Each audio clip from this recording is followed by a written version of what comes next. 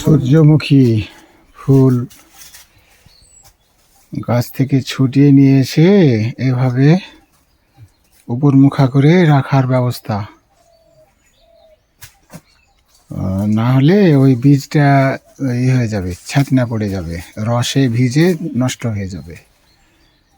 এই জন্য এই সাইজ করে রেখে আগে শুকিয়ে নিতে হবে। এই শুকিয়ে নেওয়ার পরেই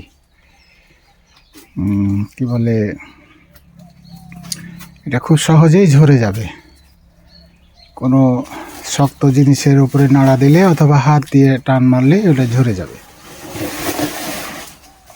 এই সূর্যমুখীর ফুলের হারভেস্টিং সিস্টেম।